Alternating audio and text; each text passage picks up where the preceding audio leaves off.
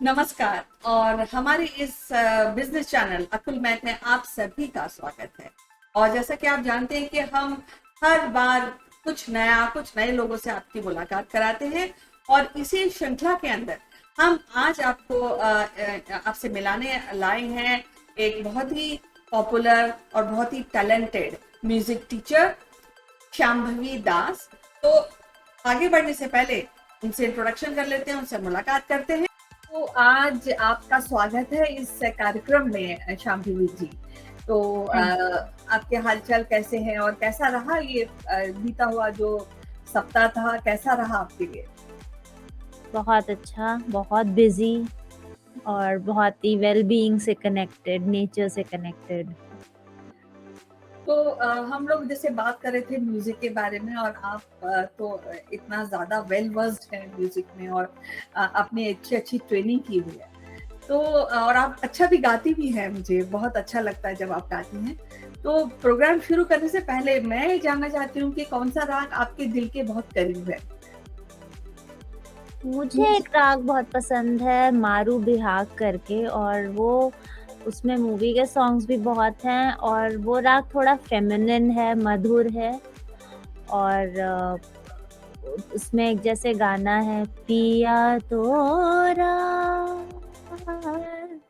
कैसा अभिमान, ये वाला गाना है। ये मूवी रेनकोट का गाना है। तो वो ऐसे बहुत सारे गाने हैं, बहुत ही मधुर राग है। तो इसलिए मैं ज़्यादातर ये राग मुझे बहुत पसंद है। वेल, बहुत खूब और बहुत अच्छा गाया आपने। मैं ये जानना चाहती थी कि इतने प्यारे राग हैं, और इतनी अगर मैं देखने जाऊँ और सीखने जाऊँ तो बहुत डिफ़िकल्टी होती है। और अगर हमें अपने बच्चों को सिखाना है, सपोज़ एक प्राइमरी स्कूल, कब पहली बात है कि कब से ट्रेनिंग म्यूज़िक की शुरू करनी चाहिए? और मेरे कहने का मतलब ये कि कौन-सा एज जो है वो बेस्ट होता है म्यूज़िक लर्निंग के लिए, ताकि आगे एक कोई पेरेंट प्लान करना चाहता है कि मेरे अपने बच्चे को एक एटलीस्ट स्टेज पे गा सके और अपनी लाइवलीहुड कमा सके, तो उसके लिए कौन सी एज बेस्ट होती है? ये तो मैं नहीं बोल रही हूँ, रिसर्चर्स भी बोलते हैं कि बच्चे को जितनी जल्दी आप म्यूज़िक एजुकेशन में डालें, जितना ही कम एज में 2 इयर्स, 3 इयर्स, उतना ही बच्चा उसकी जो बाकी एकेडमिक टैलेंट्स हैं और सोशल टैलेंट्स हैं, सोशल डेवलपमेंट्स हैं, वो सब अ, बाकी बच्चों से, ये रिसर्चेज़ हैं कि एक नॉन म्यूज़िशियन बच्चे का ब्रेन टेस्ट किया गया थ्रू पेट स्कैन्स और एफएमआरआई, और एक म्यूज़िशियन मतलब जिसको म्यूज़िक ऐसे ही सुनवाते हैं। और उन लोगों ने ये देखा कि ये जो एक म्यूज़िशियन बच्चों का एट अ टाइम इतने सारे न्यूरॉन्स स्पार्क थे। स्पार्क मतलब एक्चुअली वो रेडिएट एकदम ऐसे एक रेडिएशन मार रहे थे। इतने सारे न्यूरॉन्स जो कि उन्होंने एक साथ, जैसे आप किसी चीज़ पे फ़ोकस करते हैं तो आपका 1 या 2 पार्ट ऑफ द एरिया वहाँ पर एक वो न्यूरॉन लाइटन होता है। म्यूज़िक में एट अ टाइम बहुत सारे फ्रेमवर्क्स थे जो उन्होंने देखे कि वो इल्यूमिनेट कर रहे हैं। इसका ये मतलब बना कि म्यूज़िक में एट अ टाइम एक बच्चा म्यूज़िक में इतनी पावर होती है कि ही और she can learn uh, at a time many multiple tasks he or she can learn through music. तो म्यूजिक तो है ही, और उसके इतने मतलब at a time academic talent, communicative talent, बहुत सारे डेवलपमेंटल स्ट्रेटजीज म्यूजिक के थ्रू हो सकती हैं। तो क्यों 2-3 इयर्स तो फिर भी लेट है। एक छोटा बच्चा है, एक इन्फेंट है, वो भी अपनी माँ के पेट से सबसे पहले तो रिदम सीख के आता है, क्योंकि अपनी माँ का हार्ट बीट सुनता है वो। उसके बाद उसको एकदम छोटे बच्चों को एक हम लोगों का टेक्निक होता है infant IDs, in fact directed speech. ऐसे करके बच्चा बोलता है। वो भी कुछ साउंड्स ही हैं, और sounds are related to music. उसी तरह उसी से बना है साउंड, इनफैक्ट डायरेक्टेड सिंगिंग भी बना है कि सिंगिंग उनके साथ क्या करती है और किस टाइप की सिंगिंग करनी चाहिए उन बच्चों को सुनाने के लिए, स्पेशली उनके मदर टंग में, जो भी बच्चे का अपना मदर टंग है। वेल बातें आपने जब कहा, और मैं भी इस बात से एग्री करती हूँ, मैं इस बात को मानती हूँ, क्योंकि जैसे आपने बोला कि जब बच्चा पैदा होता है तो उसकी इंट्रोडक्शन ऑलरेडी उसकी माँ की धड़कन से हो रहती है। लेकिन अब सवाल ये उठता है कि जब हम बात करते हैं लर्निंग की, तो जब हम, जैसे आपने बोला कि आप टोडलर को भी, बेस्ट इज कि आप जितने छोटे बच्चे हो उनका, उनसे ही सिखाना आप शुरू कर सकते हैं। लेकिन प्रॉब्लम ये होती है कि जब हम भेजते हैं, क्रैच में भेजते हैं, तो बच्चों को एक जगह बिठाना, उनको कुछ लर्न कराना, तो बहुत ही मुश्किल हो जाता है। Even for parents also sometimes become so difficult to really उनको बताया जाए कि आप इस तरह से काम कीजिए। तो इस तरह की लर्निंग के लिए, और स्पेशली म्यूजिक लर्निंग के लिए, आप कोई टेक्निक यूज करती हैं, ये किस तरह से शुरुआत करती हैं छोटे बच्चों को सिखाना? ये बहुत अच्छा क्वेश्चन है। हम लोग वर्कशॉप्स करते हैं तो नॉर्मली मदर्स को साथ में बुलाते हैं और उन्हें बैठना नहीं है। बैठ जाएंगे तो वो एकेडमिक्स हो गया ना। म्यूजिक इज रिवर्बरेटिंग, एक रूम है, उसमें वो बच्चे नेचुरली बैठ रहे हैं या नेचुरली उनकी ऐसे ध्यान गया, कुछ म्यूजिक बजा, ऐसे देखने लगे कहाँ से आ रही है वॉइस। फिर रोज रिपीटेडली आप वही म्यूजिक बजाएंगे तो वो धीरे धीरे उनके दिमाग में कंडीशन होगी। तो बेसिकली लर्निंग का सबसे बड़ा फैक्टर, म्यूजिक लर्निंग तो इतना नेचुरल चीज है कि उसके लिए बच्चे को बिठाना नहीं है जबरदस्ती, वो बच्चा खुद म्यूजिक का जो रस है वो देखकर बैठ जाएगा। और बाकी जब हम वर्कशॉप्स कराते हैं एक छोटे से बच्चे यानी कि 2 इयर्स 3 इयर्स, तो उनकी मदर्स उनको साथ में बुलाते हैं और मदर्स का भी ज्यादातर यही ध्यान रहता है कि वो बच्चा बैठ नहीं रहा है, सुन नहीं रहा है, वो सुन रहा है, वो सब कुछ इमिटेट कर रहा है, और आई थिंक एक एडल्ट ब्रेन से कहीं ज्यादा।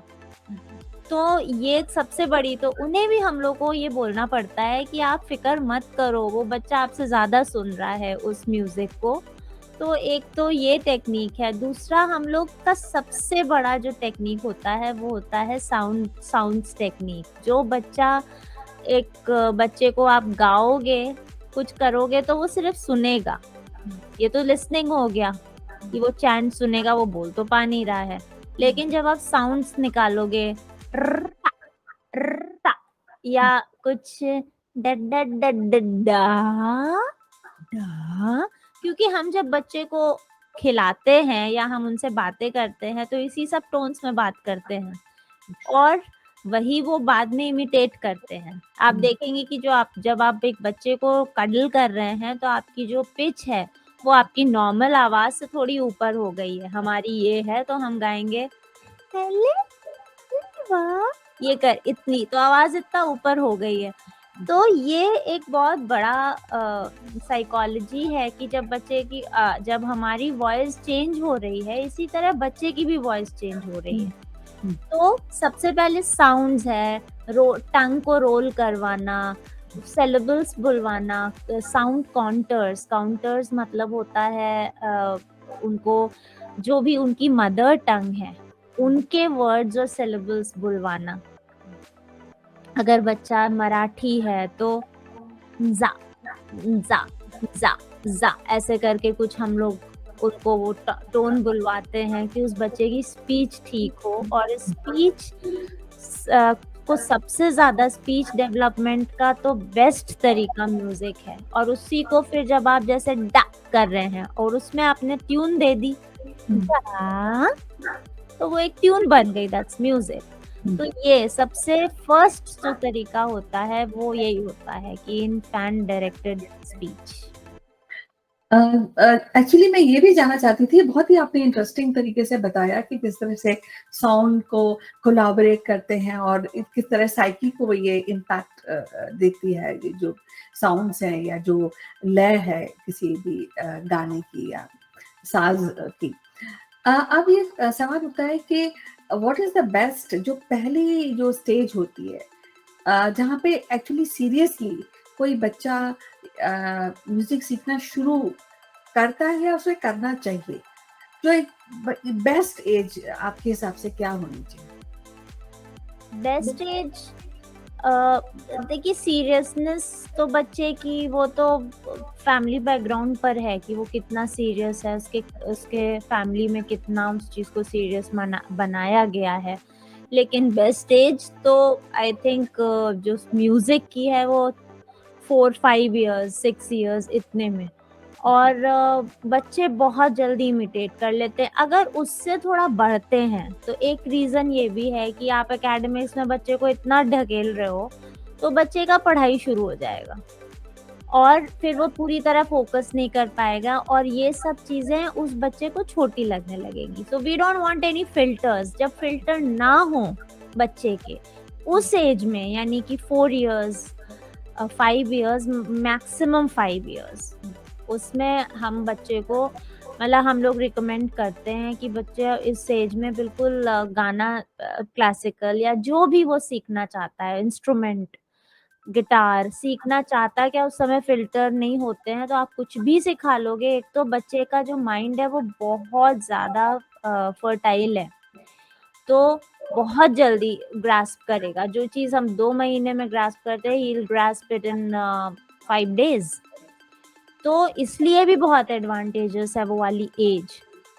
और एक एक ये भी रीज़न है कि आप पढ़ाई में डालने से पहले उसे सिंगिंग में डालो, ताकि जो भी इंटरेस्ट डेवलप होना है वो हो जाए। तो बाद में भी बच्चे की जब पढ़ाई बढ़ रही है, उस टाइम भी वो बच्चा कंटिन्यूड रखेगा अपनी प्रैक्टिस को, because he knows that yes he is loving that particular instrument, piano, keyboard, whatever. पर एक बार पढ़ाई आ गई, एक बार आप उसको प्रेशराइज़ करने लगे, तब he will not actually gain that particular, he will lose the interest in music.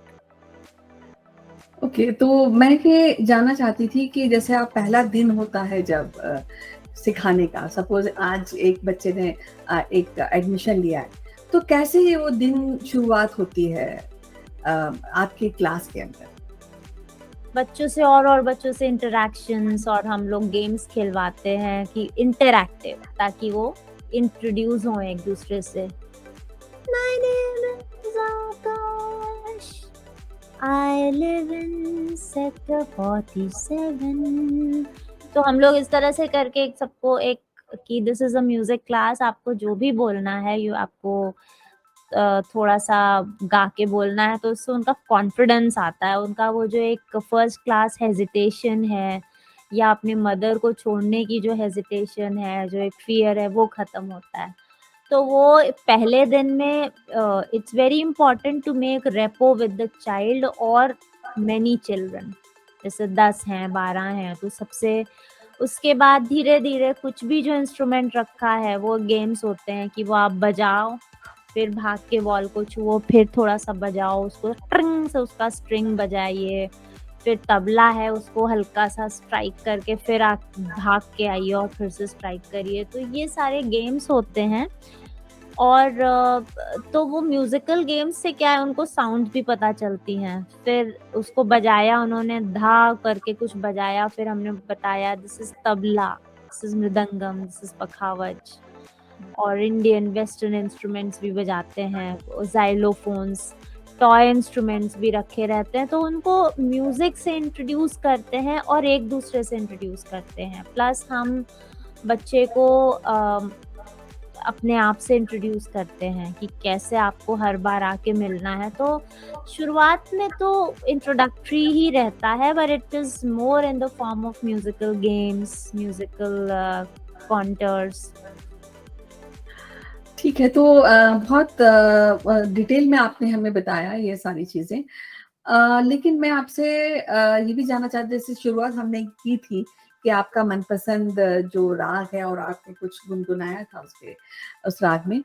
तो चलते-चलते हम आपको एक बार और सुनना चाहते हैं और इस विषय में हम अगले हफ्ता भी इसको बात करेंगे कि क्या-क्या टेक्निक्स होती हैं, कौन-कौन सी एज ग्रुप में हमें किस तरह की टेक्निक्स आप सिखाती हैं, इसके बारे में हम दोबारा बात करेंगे, अपने नेक्स्ट एपिसोड में भी बात करेंगे। तो लेकिन चलने से पहले मैं आपको सुनना चाहती हूँ, हमारे दर्शक आपको सुनना चाहते हैं।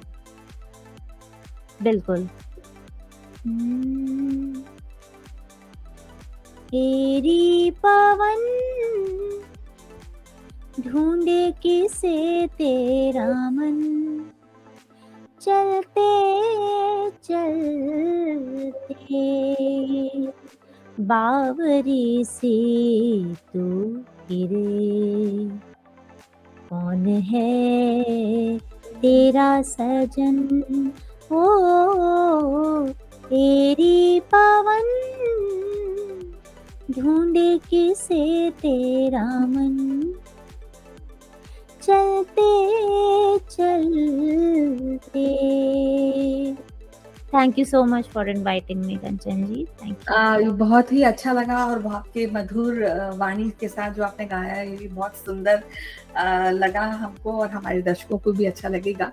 हम फिर मिलेंगे नेक्स्ट वीक और आपसे और ढेर सारी बातें करेंगे। तब तक के लिए विदा दीजिए और बस विदा सिर्फ इसलिए कह रही हूँ क्योंकि हमें दोबारा मिलना है। So see you again. तब तक के लिए जी अपना ख्याल रखिए and keep smiling. Thank you so much, thank you.